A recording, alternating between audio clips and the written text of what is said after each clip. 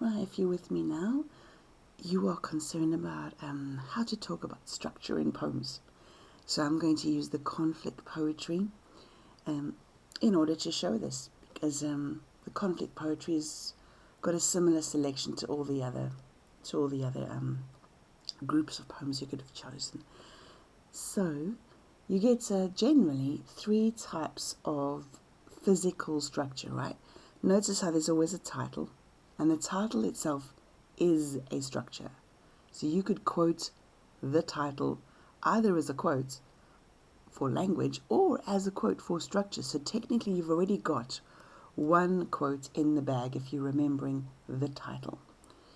Now, some of the poems have got one stanza only. Others are very, very rigid and have got 4 lines, 4 lines, 4 lines, that sort of thing. So there's clear rhyme. Then you've got some poems that have got some of the, like they could have 5 lines here, 8 lines there, 2 lines there. And there's a little bit of rhyme, but it's a bit mixed, so it's broken rhyme. Now straight away, let's start with the one in the middle. Why would you rhyme something? And I'll just tell you this. Nursery rhymes are heavily rhymed. They don't deviate or change pattern, and that's because little children need to feel safe, right? It's also very easy to learn things when the rhyme is clear because they're easy to memorize. So when you have rhyme, it suggests that whatever you're writing about, you're very controlled, you're very structured, you're very organized, you're very almost powerful. You are completely in control about what's happening. You're really rigid, but that's possibly a good thing. And then you're also quite predictable, and you give a sense of safety. Now,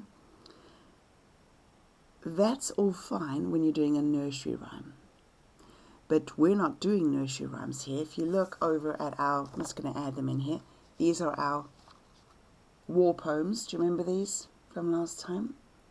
All of these soldiers. Now you think about a soldier. Look how the rhyme relates to a soldier. A soldier is supposed to feel and be in control. A soldier is supposed to be rigid in terms of following the law and following rules and following orders. And a soldier's supposed to be predictable. So there's war, a soldier goes in, a soldier kills, a soldier returns. Soldiers are supposed to make others feel safe. Now, if you look at all of these men, barring this lady down here who talks about her son, if you look at all the others, which of these men felt for you well trained? And so well trained they didn't feel fear? Or so well trained that when they shot somebody, the guilt didn't eat them alive? The answer is none of them. And that's the reality of war, which is why, for you guys, when it comes to war poetry, this happens. You break the rhyme. You break the rhyme as the poet because you want to show that, yes, they should be doing all of this, but the reality is they're not.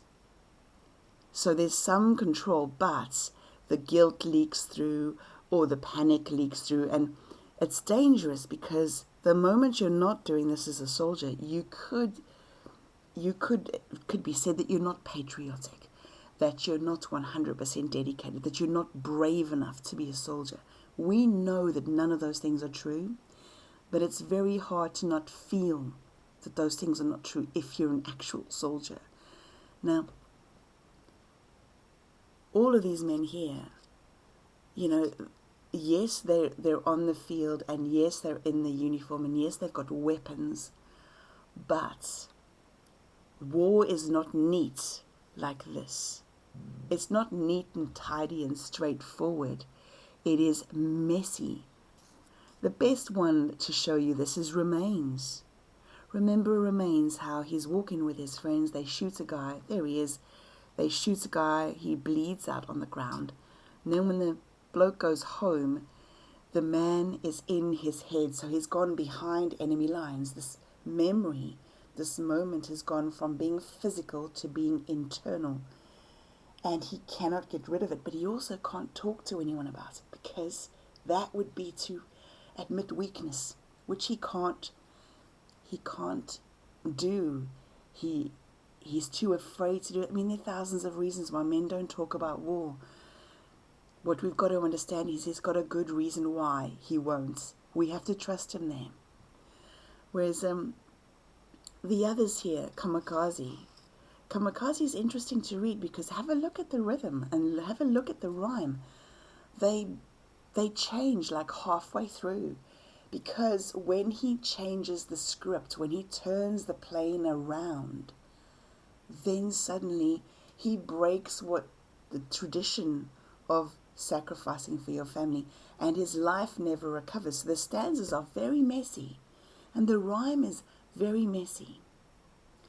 When it comes to, let's move this across to one stanza only. Now let's talk about that. You have got three right here, handily together. You've got Ozymandias, Storm on the Island, and the Prelude. You do also have My Last Duchess, so you can see my line goes up.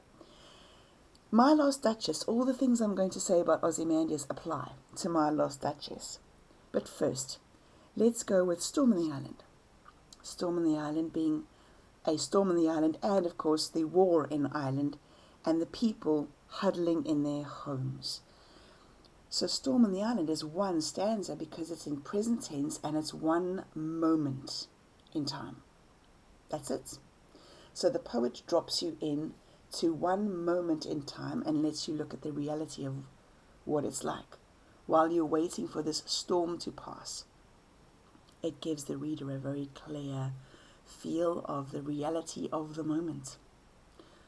Ozymandias, again, this is I don't know, people often say they don't like the poem Ozymandias, but I think you'd like what happens to him, because remember he says, look at me, King of Kings, and he says, my name is Ozymandias, but nature deletes him from the record of the world by not even giving him a good burial.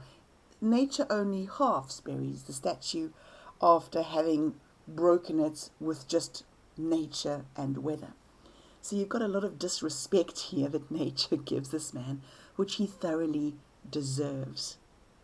And what's great about a one stanza poem here is that the poet just goes, oh, yes, this was a great leader. That's what's left of him. The end. It's very dismissive. So the very fact that there's no long paragraph or long poem written about him diminishes his power and his reign even more. So just when you think the greatest insult is that, the nature has destroyed his statue and half buried in the sand, man comes along and sums up this man's rule in one sentence to diminish it even more, to make it even less powerful. So in terms of being robbed of power, this is probably the best poem here because of all the different ways he's been robbed of it. And again, it's a thoroughly deserved power. So you've got this great boundless bear, lifeless barren, all of the words linking to emptiness, which is really applicable in this case. Then you have the Prelude, which again is one moment in the boy's life where he rows out into the lake, and that one moment of his life scars him for forever. But because it's in one stanza, it's like he never escapes that moment. So this one stanza is the one memory that changes his life and dooms him to a life of just guilt and I would say mental torture, frankly, for him.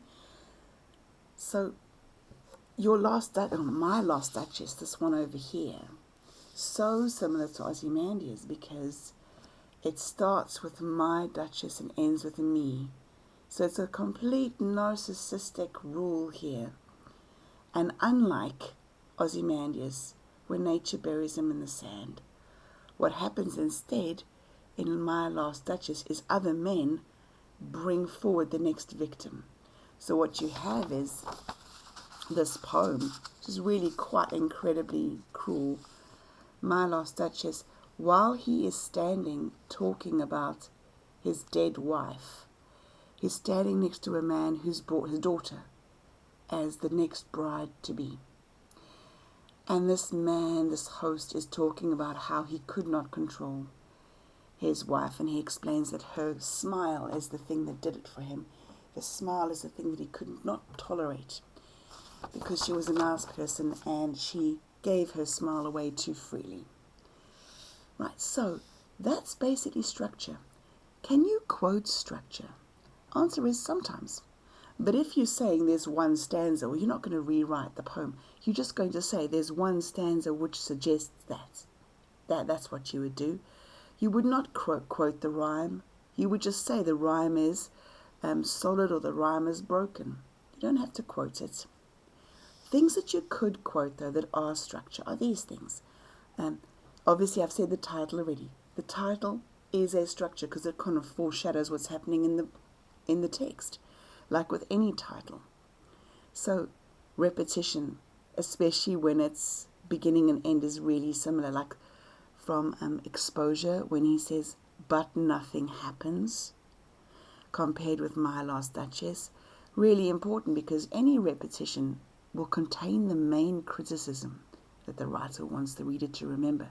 That's why the guy's repeating it. So when you're wondering, I don't know what this man is saying, look for the repetition and link it to what you think you could learn from the poem. All of these poets are criticizing. So pick a negative message. Any kind of pattern of words or a repeated image is going to be important. So the cries, all of the pain words in London, or all of the very violent words in Storm on the Island, or the inging from Bayonet Charge, where the guy just keeps running and waiting. It just shows panic. Any kind of contrast or opposite, that's certainly a structure because it's showing you the appearance versus the reality. I like symbols, so symbols for me are easy. Take, for example, let's see. A portrait is a symbol of something that is precious to you, right? So this guy what's precious here is his ability to control another human. Symbols. An island, for example, is a symbol of isolation. We normally think paradise, idyllic, being alone, and yet here it's turned into hell. A mountain, for example, is often several things. It could symbolize a journey that you need to go up the mountain to reach the pinnacle, to reach the top. Or, in this case, there's a little lake, so the mountain is sheltering the lake in the village. Or the mountain is the prison wall, keeping the boy from escaping the prison that is now his life. Statue is obviously normally of something we revere and something that we honor and deem as a great example. But of course it's broken, which is really fantastic because that's contrast. So the symbol can mean something and yet what's happened to the symbol can form a contrast. I do like that. In poppies, the symbol of the little bird being set free from the cage. Remember, she goes into her son's room and there's a bird in the cage and she opens the door. How long does a bird kept in captivity last when you set it free? As in, you just open the door and you let it fly out. Not very long is the answer, and that is how she feels about her son. So it's like these little children who've been sheltered their whole lives are then set out to become soldiers. And for how many return? And if they do return, how many return mentally? Is also a really important question. You're not just going to talk about physicalness here, because we do know that many soldiers never really return from war, even though they survive. In any kind of metaphor, there are lots. You pick the most obvious things for you.